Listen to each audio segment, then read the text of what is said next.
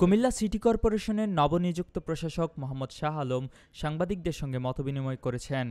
৩ September বুধবার দুপুরে Comilla city কর্পোরেশনের অতীন্দ্র মোহন রায় সম্মেলন কক্ষে এই সভা অনুষ্ঠিত হয়। এই সময় প্রধান নির্বাহী কর্মকর্তা মোহাম্মদ মামুন, নির্বাহী প্রকৌশলী আবু সায়েম ভূঁইয়া ও মঈনুদ্দিন চিশতি সহ সিটি কর্পোরেশনের কর্মকর্তারা উপস্থিত ছিলেন।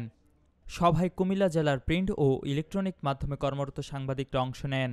মতবিনিময় সভার শুরুতেই প্রশাসক মোহাম্মদ শাহ আলম নগরীর চলমান বিভিন্ন সমস্যার কথা তুলে ধরেন।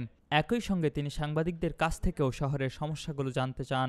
এরপর সাংবাদিকরা একে একে নগরবাসীর ভোগান্তি ও নিত্যদিনের সংকটগুলো প্রশাসকের সামনে উপস্থাপন করেন। সিটি কর্পোরেশনের প্রশাসক মোহাম্মদ শাহ আলম জানান, কুমিল্লা সিটি কর্পোরেশনের দায়িত্ব নিয়ে প্রথমে দেখা গেছে এখানে প্রকট জনবল সংকট। ২৪২টি পদের বিপরীতে মাত্র ৬৭ জন কর্মরত আছে কুমিল্লা সিটি কর্পোরেশনে। আগামী ২ মাসের মধ্যে এই সংকট কাটিয়ে ওঠার জোর প্রচেষ্টা চালানো হবে। আর জনবল সংকট কাটিয়ে ওঠা গেলেই জলাবদ্ধতা, যানজট, রাস্তাঘাটের বেহাল দশার মতো ভোগান্তিগুলো কাটিয়ে ওঠা সম্ভব হবে। এজন্য কুমিল্লাবাসীর জনমত তৈরিতে তিনি সাংবাদিকদের সহায়তা চান। প্রশাসক মোহাম্মদ শাহ আলম আরও বলেন, যারা নিয়ম না মেনে ভবন নির্মাণ করেছে এবং করছেন, কাদের ইন্ধনে এসব অনিয়ম হয়েছে সেগুলো খুঁজে বের করতে তদন্ত কমিটি গঠন করা হবে।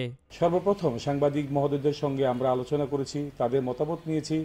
তাদের মতামতটা আমরা বিশ্বাস করি যে সমগ্র জনগণের মতামত হিসাবে প্রতিফলিত হবে। তাদের কাছ থেকে আমরা চমৎকার পরামর্শ পেয়েছি, তার আলোকে আমরা কার্যকর পদক্ষেপ নেব যেন একটি বাসযোগ্য নগরী হিসেবে আমরা এই শহরকে গড়ে তুলতে পারি। আমরা আপনাদের সঙ্গে নিয়মিতভাবে বসবো এবং নিয়মিতভাবেই জনগণকে, যারা সুবিধাভোগী নাগরিক রয়েছেন এবং সমাজের বিভিন্ন শ্রেণী, যারা সমাজের মানুষের দাবি দাওয়াগুলি বিভিন্ন মহল থেকে উঠে আসে, তাদেরকে আমরা শুনবো।